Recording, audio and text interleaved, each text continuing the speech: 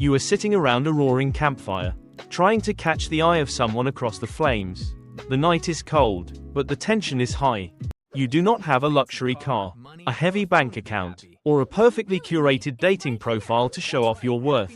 You have nothing to rely on except your own body, your mind, and how the rest of the tribe perceives you right in this moment. If you act too arrogant or aggressive, your entire tribe will mock you until you leave. For 99% of human history, this was reality. Forget everything Hollywood has taught you. The pop culture image of a brutish caveman hitting a woman with a club and dragging her by her hair is a complete and total biological lie.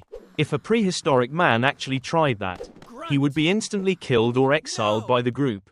For roughly 300,000 years, the prehistoric dating scene was not a violent free-for-all. It was a highly complex, fiercely intelligent, female-driven marketplace. But to understand why women held all the power, you have to look at how your ancient ancestors actually survived on a daily basis. You might think that big, strong male hunters brought in all the food, making everyone else entirely dependent on their meat to survive. Anthropologists studying modern hunter-gatherers, like Richard Lee's work with the Jew, Hoansi tribe, discovered a completely different and deeply shocking economic reality about human survival. In these ancient structures, women were the primary breadwinners. Through gathering roots, nuts, and berries, women reliably provided up to 70% of the daily calories. A hunt could fail for weeks. Meat was an unpredictable luxury, but the food gathered by women kept the entire tribe alive day after day. They were not dependent on a man's hunting success to feed themselves. Because of this economic independence, women held the ultimate power of choice. Evolutionary psychologists like David Buss point out that because women bore the massive biological cost of pregnancy, they absolutely controlled the prehistoric mating gates. So, if you could not buy a woman's affection, and you could not force it, how exactly did an ancient man win a partner? Let's put you back in the camp. Imagine you are a highly successful prehistoric hunter returning to your tribe after a brutal, exhausting chase. You have successfully brought down a massive beast. It is a huge prize, and your shoulders ache from carrying the heavy meat back home. Modern logic tells you that you should drop the meat, boast about your incredible skills, and use this prize to impress a potential mate. But the moment you enter the camp, an elder grandmother walks up, looks at your massive, life-saving catch, and completely dismisses it. She points at the huge animal and loudly calls it a worthless, skinny bag of bones, acting as if you brought home complete garbage. You are not being bullied. This is a highly documented, real anthropological practice observed by scientists, known simply as insulting the meat. For ancient hunter-gatherers like the Jew, Hoansi, the entire tribe deliberately works together to publicly crush your ego the exact moment you achieve something great. They do this because an arrogant man who thinks he is better than everyone else is a severe danger to the equality of the tribe. If you react to their insults by getting angry, shouting, or trying to prove your dominance, you fail the ultimate prehistoric dating test. A violent or defensive reaction proves you are emotionally unstable. Women will immediately reject you, and the elders might even exile you entirely. But if you simply smile, nod, and agree that your catch is terribly small, you pass the test. You show true emotional control. By laughing off the insult, you prove to every woman watching that you are a safe, humble, and cooperative partner who regulates his emotions. In the brutal prehistoric world, emotional intelligence and humility were the ultimate flex. Brute force was terrifying, but self-control was deeply, biologically attractive. A prehistoric woman was not just looking for a man who could kill animals. She needed a partner who could safely navigate a complex society. This means your ancestors valued personality traits over mere physical strength. But being humble was only the baseline requirement to get a woman's attention. To actually win a mate, you had to stand out from every other humble hunter in the tribe. You had to put on a show. Evolutionary psychologist Jeffrey Miller proposed a mind-blowing theory in his book, The Mating Mind. He suggests looking at a completely different animal, the peacock. A peacock's giant, colorful tail is heavy, uses massive amounts of energy, and makes it incredibly easy for predators to catch them. So why did evolution create something so biologically useless? Because it proves to the female peacock that the male has absolutely spectacular genetics. Only a male with a flawless immune system and perfect DNA can afford to waste energy growing such a massive, ridiculous tail. Miller argues that the human brain evolved the exact same way. Your massive brain is the evolutionary equivalent of a peacock's colorful tail. Think about it. Things like art, music, complex vocabulary, and a great sense of humor do not directly help you hunt a mammoth. They are biologically expensive. Your brain consumes 20% of your body's energy just to run these highly complex, creative, and entertaining social programs. Back at the prehistoric campfire, the silent, brooding muscle man is not the center of attention. Instead, look at the guy telling a story. If you can make the entire tribe laugh with a clever joke, or captivate them with a thrilling tale, you become highly attractive. You are displaying your mental fitness. A quick wit and a sharp sense of humor require complex neural wiring and lightning-fast cognitive processing. A funny, articulate man is subconsciously signaling to prehistoric women that his brain is completely free of harmful mutations and developmental defects. It is the ultimate biological green flag. When a prehistoric woman laughs at your joke, she is actually evaluating your hidden genetic health. Language and creativity were the tools you used to flirt. You had to weave words together to show her you were a genius. This intense prehistoric mating pressure literally forced the human brain to grow larger, faster, and much more creative over hundreds of thousands of years. So, you successfully made her laugh. You proved you have a healthy brain and you passed the humility test. Congratulations, you found a prehistoric mate. But do not celebrate just yet. In the brutal reality of the Pleistocene epoch, getting a partner was actually the easiest part of the process. The real challenge was keeping your children alive. Unlike other animals, human babies are born entirely helpless and require enormous amounts of calories. A mother and a father alone, completely isolated in the wild, simply could not hunt and gather enough food to sustain a child. Evolutionary anthropologist Sarah Blaffer HRDY explains that human survival relied on a system called alloparenting. This means the entire village raised the child. Grandmothers, aunts, and even unrelated friends had to share their hard-earned food, carry the crying baby, and protect it while you were out. But here is the massive catch. Why would anyone in the tribe give up their precious, life-saving calories to help raise your child? They would only help you if they actually liked you. Your social reputation was the only currency that could buy your child's survival. If you were selfish, aggressive, or arrogant, the tribe would passively refuse to help. They would not share their meat or watch your infant. Without the massive support of the village, your child would likely not survive the harsh winter. Your genetic line would become a dead end. Nature slowly and ruthlessly erased the genes of men who could not play nice with others. Being a cooperative team player was biologically mandatory. This is exactly why prehistoric women were so incredibly picky. They were not just choosing a physical father, they were choosing a social diplomat. If a man could easily make friends, freely share resources, and navigate complex tribe gossip, his children were naturally guaranteed to get the best care. Your ancestors evolved to be extremely sensitive to kindness, generosity, and social grace, because those specific traits were literal life insurance policies in the Ice Age. This intense prehistoric selection process perfectly shaped the deep biological instincts you still carry inside your body today. Let's look at your modern dating life. You are lying in your comfortable modern bed, mindlessly swiping left and right on a glowing screen, judging hundreds of potential partners in mere minutes. To you, this feels completely normal. It is just how modern romance works. But your biological hardware is screaming in absolute confusion. Anthropologist Robin Dunbar discovered that the human brain is only capable of maintaining stable social relationships with about 150 people. This is known as Dunbar's number. For 99% of human history, your entire world consisted of this small, intimately connected hunter-gatherer band.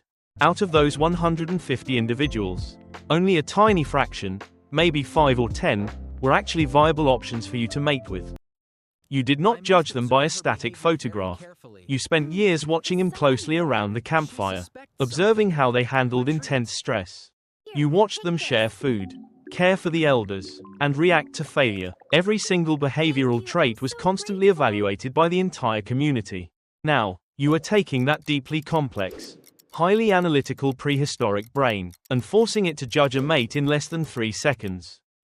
This massive evolutionary mismatch is exactly why modern dating apps often leave you feeling completely exhausted, incredibly lonely, and deeply anxious about the future. Your ancient neural circuits are completely overloaded by the illusion of infinite choice, an environment that never existed in the prehistoric natural world. Think about the modern concept of ghosting. Today, you can go on a terrible date, block a number, and never see that person again. In a Pleistocene tribe, disappearing was physically impossible. If you behaved badly towards a romantic interest, you had to look them in the eye tomorrow. Social accountability was absolute. If you mistreated a potential partner, their family and the entire tribe would instantly ruin your social reputation. Today, the digital world removes all prehistoric social consequences. We are constantly meeting complete strangers who have no connection to our personal tribe. Biologically speaking, an unknown human from outside your tribe was historically considered a deadly threat, not a casual Friday night dinner date. To survive this terrifying modern setup, your ancient brain secretly runs a prehistoric survival scan on every single dinner date you go on today. Think about one of the biggest modern red flags, someone who is incredibly charming to you, but acts incredibly rude to the restaurant waiter. Modern dating advice calls this a lack of basic manners, but your deep evolutionary brain sees something much more dangerous happening. Subconsciously, you are watching exactly how they treat someone who has a lower social standing and holds absolutely no immediate value to them. In the ancient hunter-gatherer camp, an individual who actively mistreated weaker tribe members was a selfish liability who violently disrupted the peace and harmony. If they are aggressive to the waiter today, your prehistoric brain screams that they will definitely hoard food and abandon your children tomorrow. It is a massive evolutionary red flag. Your instincts correctly warn you that this person will not survive the harsh rules of alloparenting. This is also exactly why you highly value a good sense of humor and quick, witty banter during those early, nerve-wracking first dates. When you sit across the coffee table laughing together, you are not just having a good time. You are repeating a 300,000-year-old ritual. You could not fake your survival value with a shiny watch, a fancy title, or an inflated bank account. You only had your reputation. The invention of agriculture and private property changed the rules entirely, creating a devastating loophole in the prehistoric dating market that still traps you today. For the first time in human history, food could be grown, harvested, dried, and locked away inside massive storage silos. This created something that never existed in the prehistoric world: permanent wealth. A single man could now hoard more food than the entire tribe. Remember that aggressive, arrogant hunter who was mocked and exiled by the ancient tribe? Under the rules of agriculture, that same man could become king.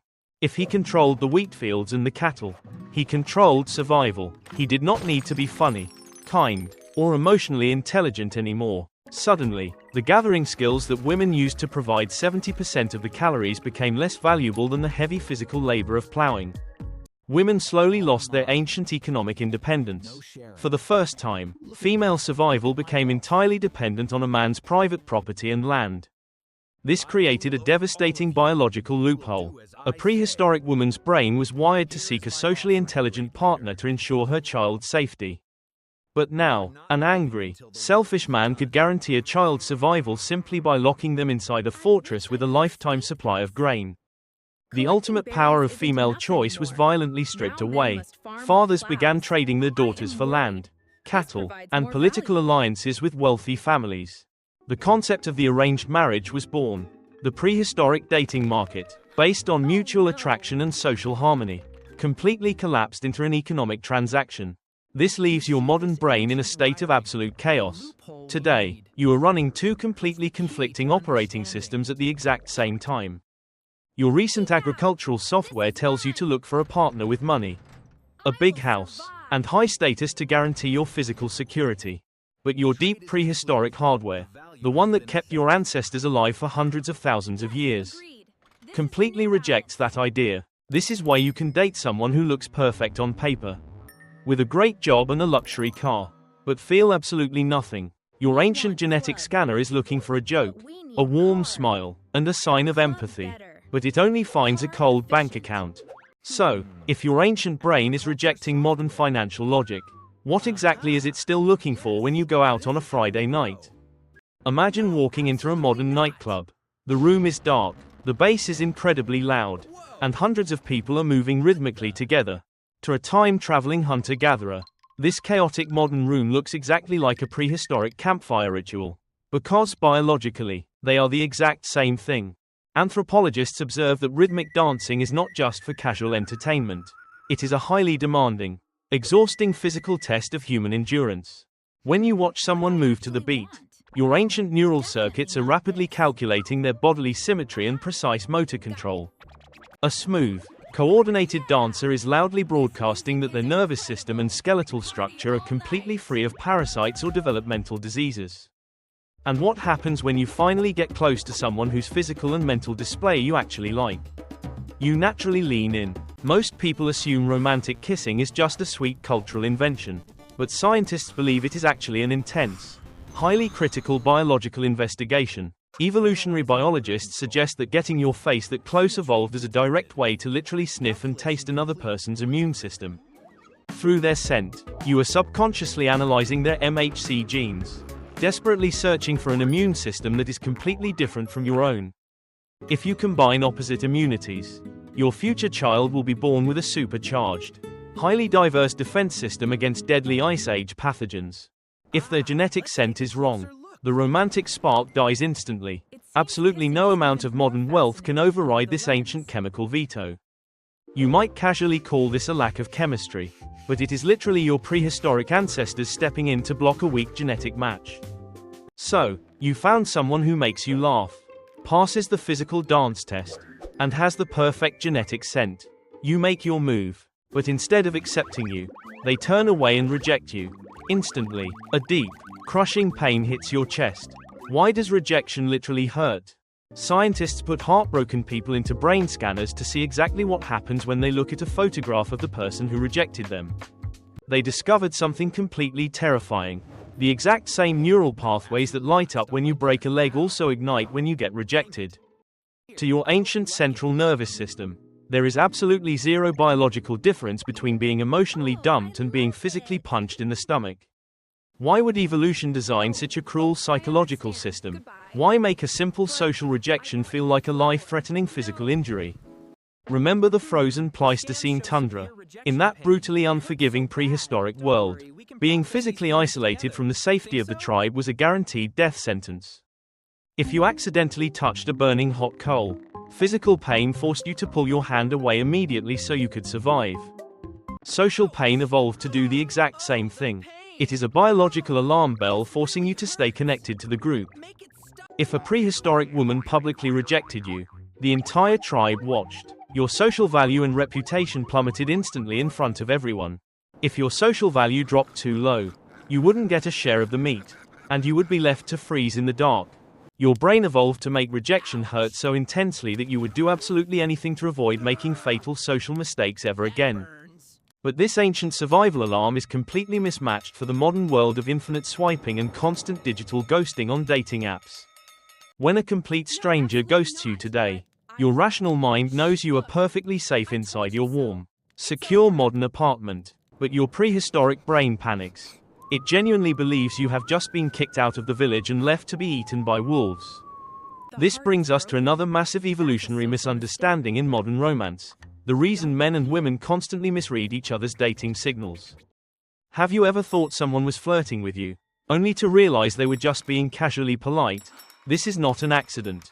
Evolutionary psychologists call this error management theory. Your brain is basically a smoke detector, deeply designed to make the safest possible mistake. For a prehistoric man, missing a rare opportunity to reproduce was a massive genetic failure. The biological cost was an absolute zero. So, the male brain evolved to overread every single friendly signal. A simple smile is instantly calculated as intense romantic interest. If he is wrong, and she was actually just being polite, what is the cost? He gets rejected, feels a little embarrassed, and walks away. But if he assumes she is not interested, and he completely misses the real chance, his genetic line dies forever. That is a fatal error. Therefore, the male brain is biologically hardwired to constantly hallucinate romantic interest, simply because playing it safe meant absolute evolutionary extinction. But for a prehistoric woman, the ancient evolutionary math was completely reversed. Her biological cost for making a mistake was unimaginably high. A single romantic encounter could lead to a heavy 9-month pregnancy, a very dangerous childbirth, and years of extreme caloric dependency in the harsh wild. If a woman wrongly believed a man was committed, and he abandoned her immediately after she got pregnant, it was an absolute disaster. Without his support and the tribe's respect, she and her baby would most likely freeze or violently starve during the harsh Pleistocene winter. But if she was overly skeptical and just missed out on a casual, meaningless encounter, the biological cost was basically absolute zero. So, the female brain evolved to constantly underperceive commitment. She biologically requires overwhelming, deeply consistent proof before believing a man is actually serious. This is why modern dating often feels like a highly frustrating game of tug-of-war. You are operating two completely different, conflicting ancient survival softwares. He is absolutely terrified of missing a rare chance, and she is completely terrified of trusting the wrong person. It is prehistoric error management. But what exactly happens when you finally establish trust and build a lasting relationship? Well, your ancient brain has one more terrifying trick waiting. You finally established a deep bond. You think the dating game is over, but a completely new, terrifying biological program is just waking up inside you. Evolutionary psychologists call this the jealousy alarm. It is a deeply uncomfortable, burning sensation that evolved to protect your most massive genetic investment. For hundreds of thousands of years, raising a child required an unimaginable amount of calories, time, and physical protection from the harsh elements. If you are a prehistoric man, you face a terrifying biological problem called paternity uncertainty.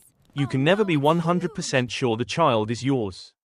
If a prehistoric man spent 20 years hunting and providing food for another man's child, his own genetic line would be completely wiped out. Therefore, the male brain evolved a fierce, aggressive jealousy program specifically triggered by the physical infidelity of his partner. It was absolute genetic defense. But for a prehistoric woman, the fear of raising another person's child did not exist. She always knew the baby belonged to her. Her absolute biggest fear was something entirely different, the sudden loss of the man's physical protection and his deeply needed daily calories.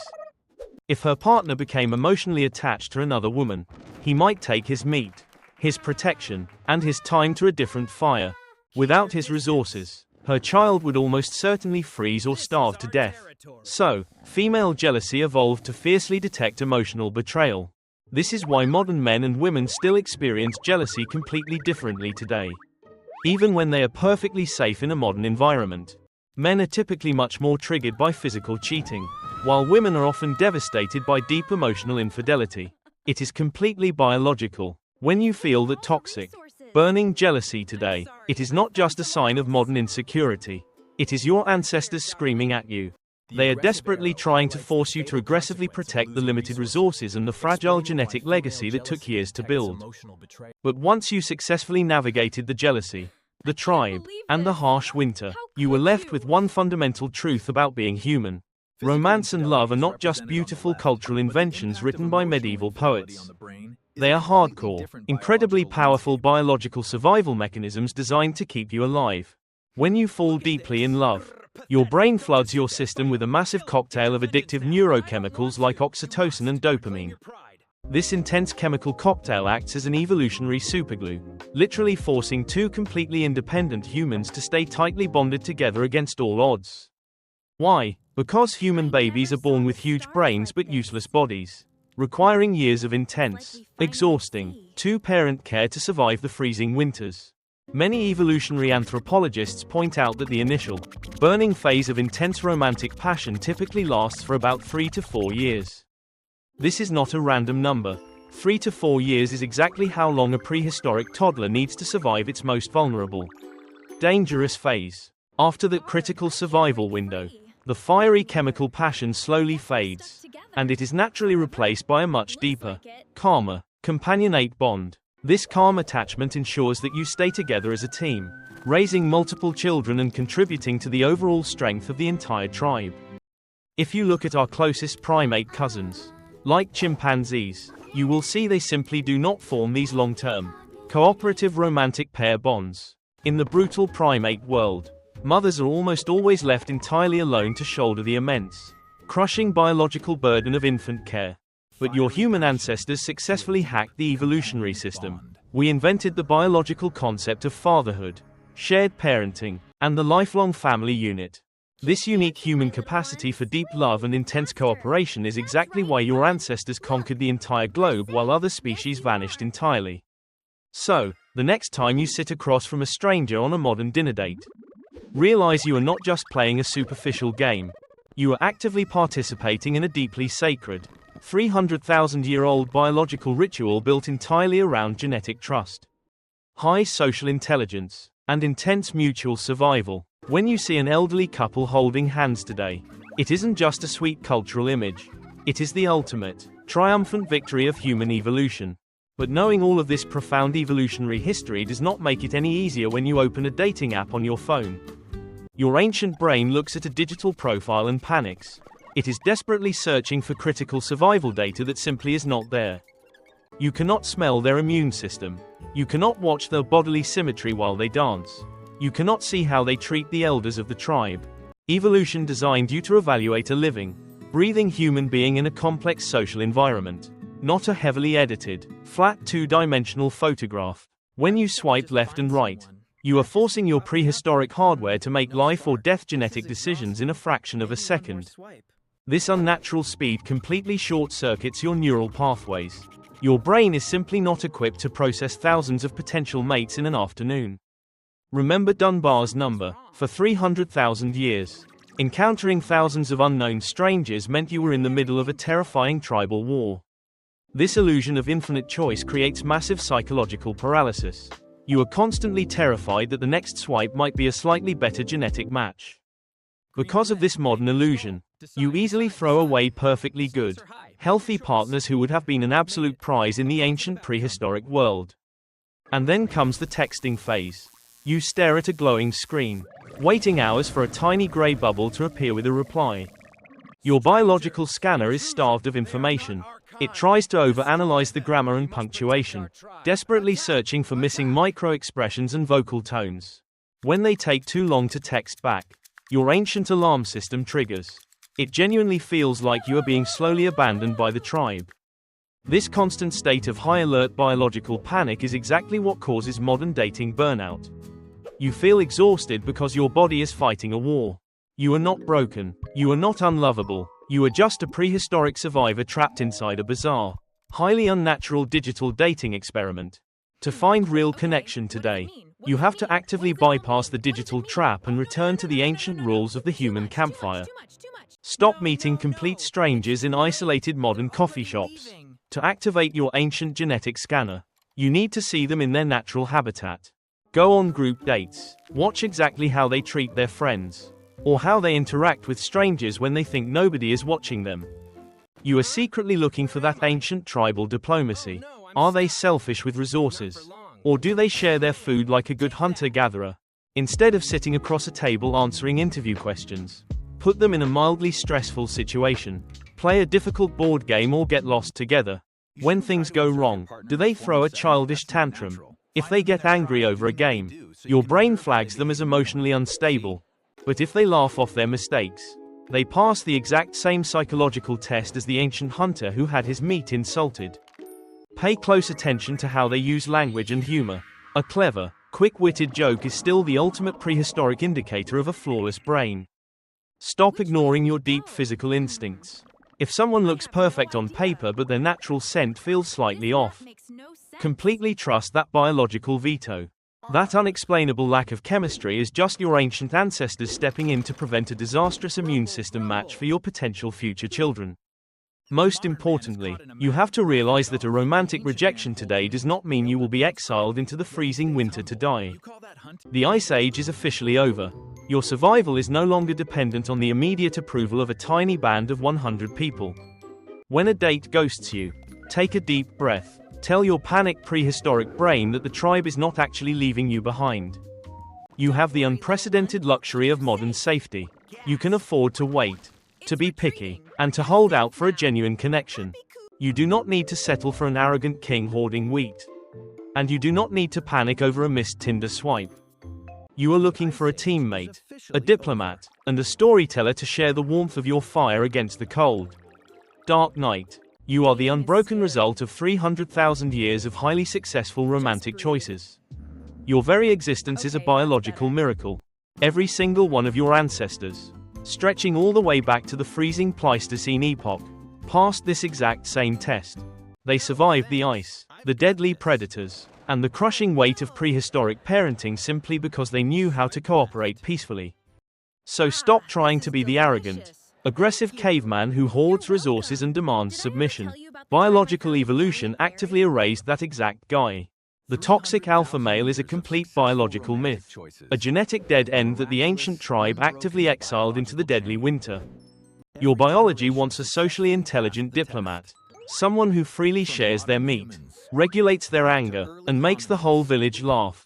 Modern dating apps will always try to hack your ancient hardware with the paralyzing illusion of infinite choice and the terror of ghosting.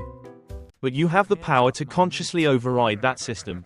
You can recognize the panic for exactly what it is, an outdated alarm. You do not have to play the superficial modern game. You can step back into the ancient rhythm of deep, slow human connection. Look at the person sitting across from you. They are not a resume. They are a highly complex biological survival partner. Their brain is desperately scanning your humor, your kindness, and your empathy, looking for a biological reason to completely trust you. You do not need to conquer the entire world to win him over. You absolutely do not need to prove you are physically invincible. You just need to show them that you are a completely safe, intelligent, and emotionally stable addition to their side of the fire. Because underneath the modern clothes, the fancy restaurants, and the glowing digital screens, your basic human biology has not truly changed at all. So the next time you are on a date, you are still sitting around a roaring campfire, trying to catch the eye of someone across the flames. Time to drop the act. That's better. Now I can breathe. Here, have some. Oh, thank you. You're very welcome here.